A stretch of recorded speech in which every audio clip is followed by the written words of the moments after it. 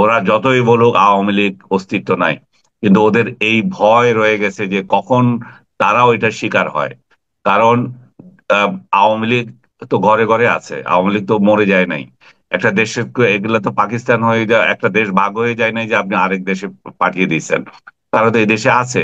তো তারা যখন ভিকটিম, এমন ভিকটিম হয়ে গেছে, তারা তো পিঠ থেকে গেলে কি করবে? পিঠ থেকে গেলে সে কিলার হবে। তো কিলার হয়ে আপনাকে আমাকে কারো তো ছাড়বে না। এরা তো ধরবে, এরাই এই এই করেছিল, ও আমার বিরুদ্ধে এই বলেছিল, ও আমার এই করেছিল, ও আমার বাড়ি পড়েছিল। এখন যে আওয়ামী লীগের বিরুদ্ধে যে সমস্ত অভিযোগ আসছে, এক এক কথা বলতে গেলেই তো বলবে যে এরা আওয়ামী লীগের দালালি করছে, এই একটা মডার সমস্যা। তারপরে বলতে হচ্ছে যে এখন যে তাদের বিরুদ্ধে যে অভিযোগ আসছে, সেটা হচ্ছে আপনি নির্বাহী আদেশে তাদেরকে বন্ধ করে দিয়েছেন। আপনি নির্বাহী আদেশে একটা রাজনৈতিক দলকে তো বন্ধ করতে পারেন না। রাজনৈতিক সরকারের অপকর্মের জন্য, শেখ হাসিনার সরকার যদি কোনো অপকর্ম করে থাকে, সেটার বিচার আপনি আলাদা করবেন। সেটার জন্য রাজনৈতিক দল কেন দায়ী হবে? এখানে উদাহরণ দেয় নাৎসি পার্টির।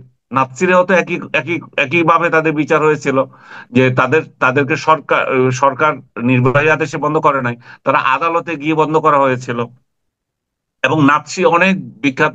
নাৎসির যে বিলিভ করতো অনেক, এই যে তার জি। মধ্যে একটা কোল্ড ওয়ার্ল্ড হ্যাম, যে আমার পুরো নামটা ঠিক মতো উচ্চারণ হচ্ছে কিনা জানি না হ্যাঁ, আপনার। কুর্ট ওয়ার্ল্ড হেম, সে, হ্যাঁ।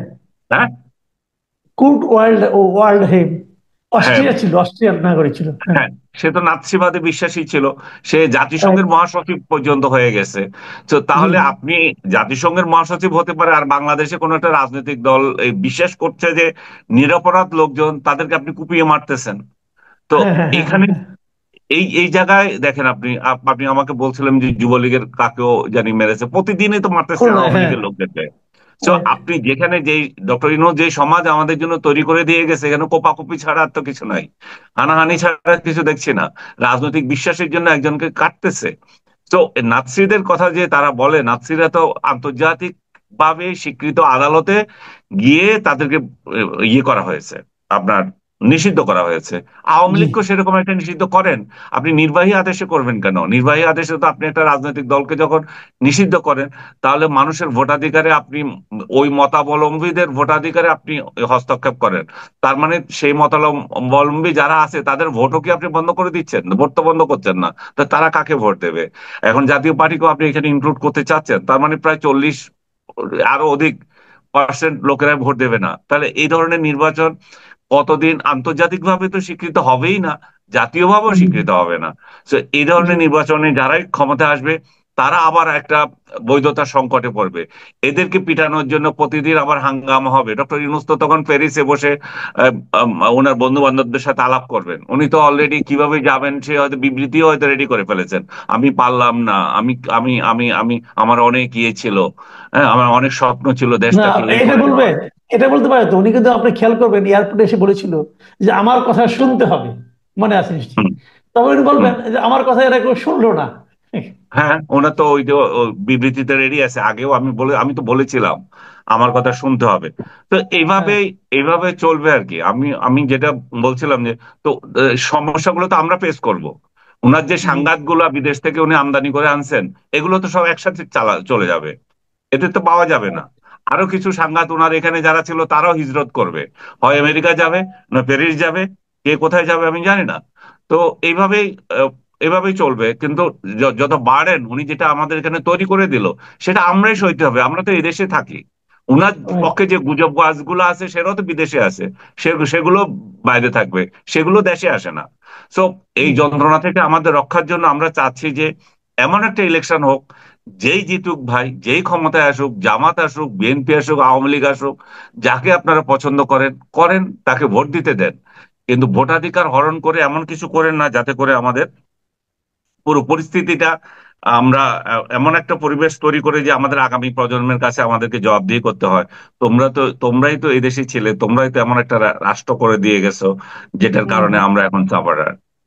আমি একটু আগের প্রসঙ্গে আসি। আপনি যে কথাটা বললেন এই তত্ত্বাবধায়ক সরকার নিয়ে, হুম, এই তত্ত্বাবধায়ক সরকার হাইকোর্টের রায়ের পর এটা তো আপিলে গিয়েছে এখন।